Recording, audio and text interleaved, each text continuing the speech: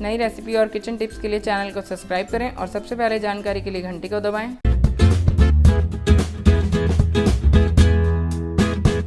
Hello guys, मैं हूं Deepshikha. Welcome to my channel yummy and food. आज मैं आपको बता रही हूं पंजाबी पारंपरिक तरीके से आम का अचार जो है वो कैसे बनाया जाता है। और ये अचार जो है वो हमारे घर पे बहुत सालों से बनता है, इसलिए बिल्कुल पारंपरिक तरीके से अचार बनाने की रेसिपी मैं आज शेयर करने जा रही हूँ।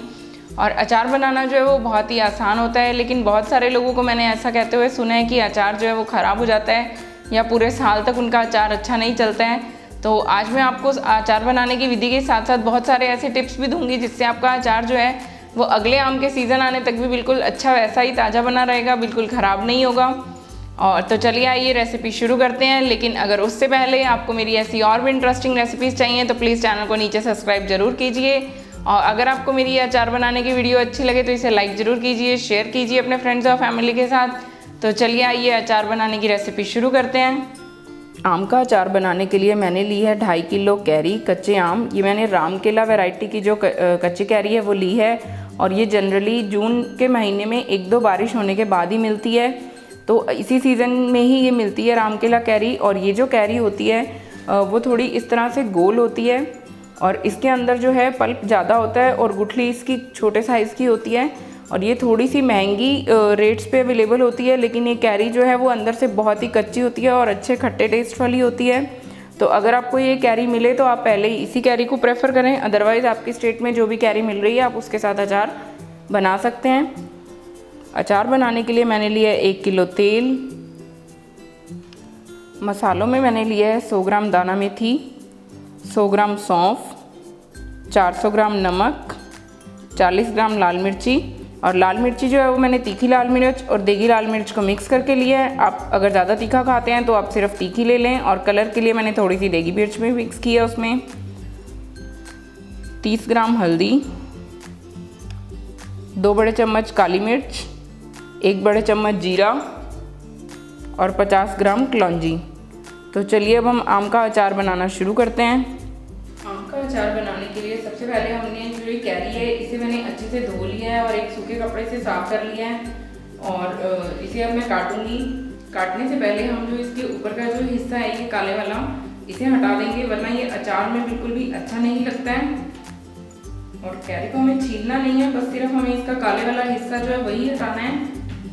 और इस तरह से मैं सारी जो कैरी है उन सबका ये हिस्सा हटा दूंगी।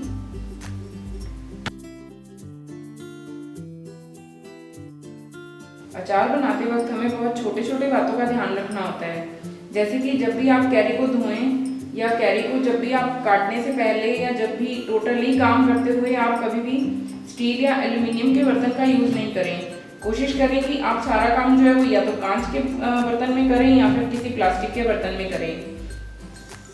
स्टील या एल्यूमिनियम के बर्तन को यूज़ करने से अचार जो है वो जल्दी ख़राब होने का डर रहता है। तो अभी मैं साथ साथ में और भी ऐसे छोटे छोटे टिप्स आपको देती जाऊंगी। तो अगर आप बहुत ही अच्छा अचार बनाना चाहते हैं और आप चाहते हैं कि आपका अचार जो है वो साल भर तक सुरक्षित रहे, तो आप मेरी वीडियो को पूरे एंड तक देखिए ताकि छोटे छोटे टिप्स आपके बहुत काम में आएँ। तो अभी मैं ये कैरी जो है वो काट लूँगी।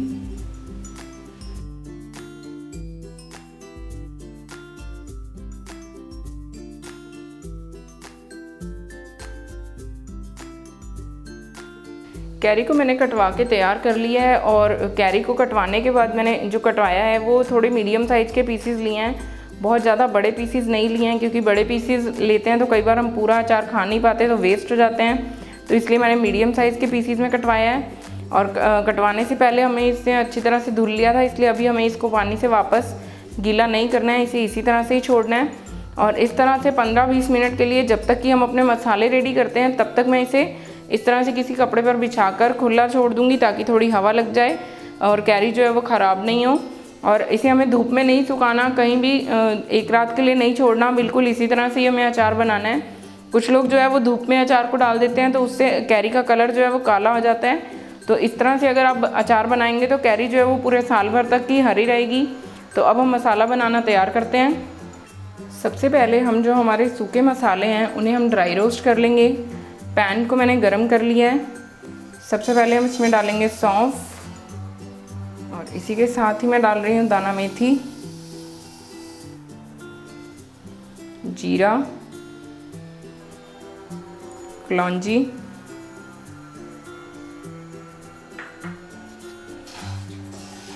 और अब सब इन मसालों को हमें 5 से 7 मिनट के लिए हल्का सा ड्राई रोस्ट करना है, जिससे कि जो मसालों की नमी है वो चली जाए, मसालों में गीलापन नहीं रहे।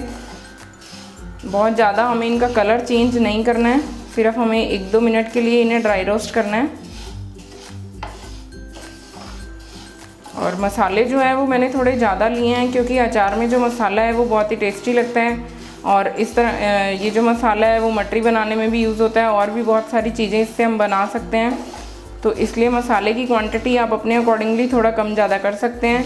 अगर मसाला ज़्यादा होता है तो आप उसे अनदर रेसिपीज़ में भी यूज़ कर सकते हैं। 2 से 3 मिनट में हमारे मसाले जो हैं वो ड्राई रोस्ट हो गए हैं, और अब हम इन मसालों को हल्का ठंडा कर लेंगे। मसालों को हमने अच्छे से ठंडा कर लिया है। गरम मसालों को आप मिक्सी में ग्राइंड नहीं करें, अदरवाइज़ मिक्सी ख़राब हो जाएगी।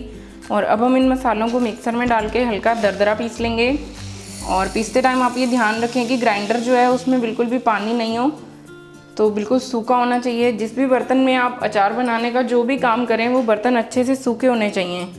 और अब हम इस मसाले को हल्का दरदरा पीस लेते हैं, बहुत ज़्यादा बारीक हमें नहीं करना है।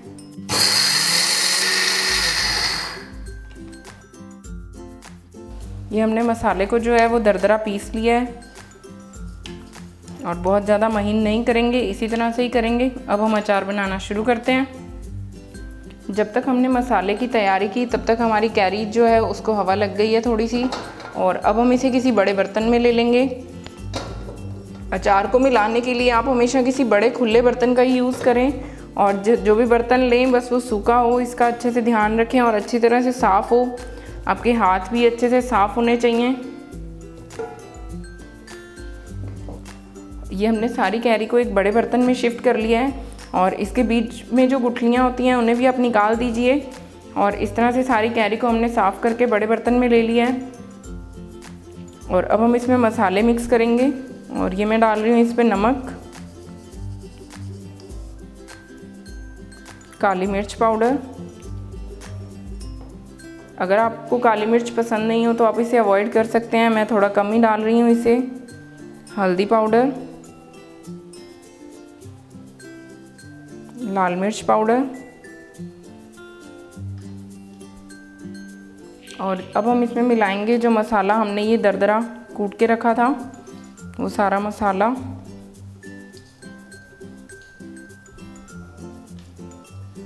अब हम इन सारे मसालों को अच्छे से अपने हाथों से मिक्स कर लेंगे।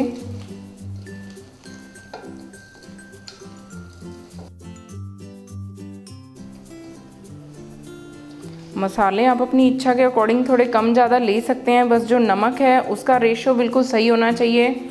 अगर अचार में नमक बहुत तेज़ हो तो वो अच्छा नहीं लगता, और कम हो तो भी अच्छा नहीं लगता। तो नमक का जो रेशो है वो आप बताए अनुसार ही यूज़ करें, और बाकी जो मसाले हैं वो अपने अकॉर्डिंगली आप थोड़े कम या ज़्यादा जैसे भी आपको पसंद हो आप ले सकते हैं। जैसे मैंने कलौंजी थोड़ी कम डाली है, क्योंकि अगर कलौंजी ज़्यादा डालते हैं तो उससे अचार का कलर जो है वो काला काला सा लगने लग जाता है, तो इसलिए मैंने थोड़ा कम ही यूज़ किया है कलौंजी को। और इसके अलावा अगर आप थोड़ा हींग डालना चाहें तो आप डाल सकते हैं अगर आपको पसंद हो, लेकिन मैं इसमें हींग का इस्तेमाल नहीं कर रही हूँ। और अगर आप चाहें तो अजवाइन भी डाल सकते हैं। वो सब मसाले ऑप्शनल हैं, पर मैं बिल्कुल पारंपरिक तरीके से बता रही हूँ जो हमारे घर पे सालों से बनता आ रहा है। और अब हम इस अचार में तेल मिलाएंगे।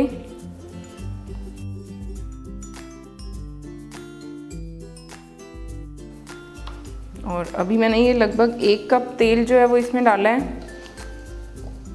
और थोड़ा थोड़ा करके हम इसे मसालों को मिक्स करते जाएंगे, और थोड़ा थोड़ा करके हम तेल को और मिलाते जाएंगे।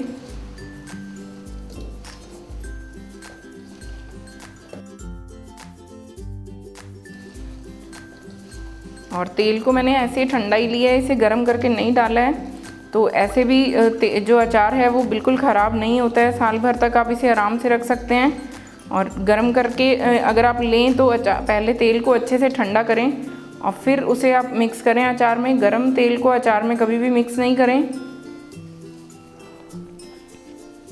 मसाले जो हैं वो अचार में नीचे इस तरह से तले में आ जाते हैं, तो आप उसे अच्छे से हिला के अच्छे से मिक्स करें।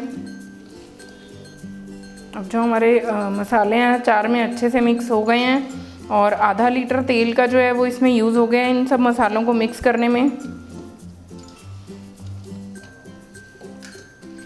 ये मैंने अच्छे से मसालों को मिक्स कर लिया है इसमें। और एक बार अभी हमें इसमें इतना ही तेल डालना है। और अब जिस भी बर्तन में आपको इसे स्टोर करना है, आप चाहें तो कोई भी प्लास्टिक का डिब्बा लें, कांच का डिब्बा ले लें, उसमें स्टोर करें, लेकिन इसे स्टील या एल्यूमिनियम के बर्तन में नहीं स्टोर करें। तो जिस भी बर्तन में आपको इसे स्टोर करना है, अब ये अचार हम उसमें शिफ्ट कर लेंगे। मैंने जो है वो अचार को स्टोर करने के लिए एक इस तरह का एयरटाइट कंटेनर लिया है और ये प्लास्टिक का एयरटाइट कंटेनर है। अब मैं जो अपना अचार जो हमने बनाया है, मसाले मिक्स किया हुआ, उसको मैं इसमें शिफ्ट कर लूँगी। ये जो अचार है ये मैंने इस तरह से इस डब्बों में भरकर स्टोर कर लिया है।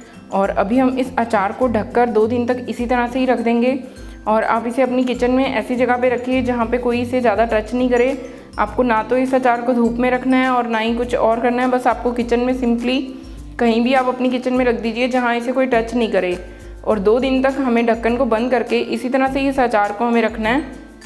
और 2 दिन के बाद हमें इस अचार में क्या है, तेल डालना है और इतनी क्वांटिटी में तेल डालना है कि जिससे ये पूरा अचार जो है वो तेल से कवर हो जाए। और अब अभी हमें इसमें इतना ही तेल डाला है कि जिससे मसाले अच्छे से मिक्स हो जाएं। और बाद में हम इतना तेल डालेंगे कि जितना अचार जो है वो उसमें अच्छे से डिप हो जाए। तो जितना ज़्यादा तेल अचार में होगा, तेल आपका पूरे साल भर ख़राब नहीं होगा। तो अभी जो है वो मैं डिब्बों को बंद करके इसी तरह से ही रख देती हूँ।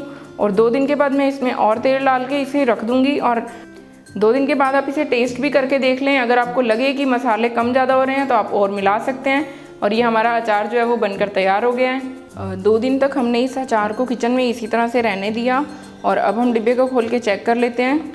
और इसे मैंने किचन में ही रखा था। और अब आप ये देखेंगे कि अचार जो है वो ऊपर से पूरा सूख गया है और तेल जो है वो बिल्कुल डिब्बे में नीचे की तरफ चला गया है। अब हमें बिल्कुल अचार को हिलाना नहीं है, कुछ भी नहीं करना है, सिर्फ हमें सरसों का तेल लेना है।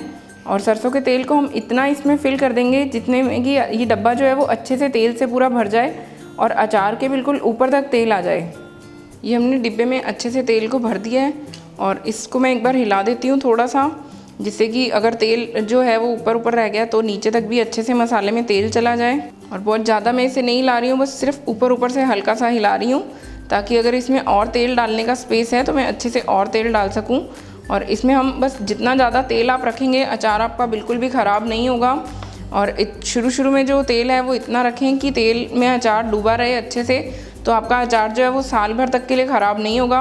और इस तरह से बिल्कुल हमने ऊपर तक डिब्बे में तेल को भर दिया है। और अचार आप देखेंगे कि बहुत ही अच्छा बना है हमारा अचार। और इस तरह अगर आप रखेंगे तो पूरे साल ये कैरी का कलर इसी तरह से ही रहेगा, ख़राब नहीं होगा। और अचार जो है वो बहुत ही अच्छा बनकर तैयार होगा। और जब भी आप इसमें कभी भी अचार निकालें, जिस भी चम्मच का यूज़ करें तो हमेशा हाथ भी आपके साफ़ होने चाहिए। और जिस भी चम्मच वगैरह से आप निकालें तो वो चम्मच भी गीला नहीं होना चाहिए, बिल्कुल साफ़ होना चाहिए। ये आप देखेंगे कि अचार जो है वो हमारा बहुत ही अच्छा बनकर तैयार हुआ है। तो इस तरह ये हमारा अचार है वो बहुत ही ईजी तरीके से बनकर तैयार हो गया है। और इसे आप साल भर के लिए रख के आराम से एंजॉय कर सकते हैं। जब भी अचार में बनाने के लिए जो आप मसाले लें, वो मसाले बिल्कुल हमेशा फ्रेश होने चाहिए। मतलब कोई भी ऐसे कीड़ा लगा हुआ या बहुत पुराने टाइम के मसाले नहीं होने चाहिए कि जो आपके पास पुराने रखे हुए हों आप उन्हें यूज़ करें। बिल्कुल ताज़ा मसाले आप लेकर आएँ, उन्हें यूज़ करें। और अचार जो है वो बहुत ही अच्छा बनकर तैयार हो जाएगा। छोटी छोटी बातों का ध्यान रखेंगे अगर आप, तो अचार बिल्कुल भी साल भर आपका ख़राब नहीं होगा। आपको हमारा ये अचार बनाने की मेथड कैसी लगी? और इतना अचार बनाने में, 2 किलो अचार बनाने में 1 लीटर तेल का यूज़ हमने कर लिया है। और 2 किलो हमने कैरी ली थी जिसमें से कि गुठली वगैरह भी निकल गई थी। और उसके बाद जो कैरी हमारे पास बची थी उसमें हमने 1 लीटर तेल का जो है वो यूज़ कर लिया है। तो अगर आपको हमारी ये अचार बनाने की वीडियो अच्छी लगे तो प्लीज़ से लाइक ज़रूर कीजिए, शेयर कीजिए। और आप भी इस अचार को बनाइए और हमारे चैनल को सब्सक्राइब करना मत भूलिएगा। और इसी तरह की बहुत इंटरेस्टिंग रेसिपी के साथ हम जल्दी ही आपके पास और नई रेसिपी लेकर हाजिर होंगे। तो देखने के लिए धन्यवाद।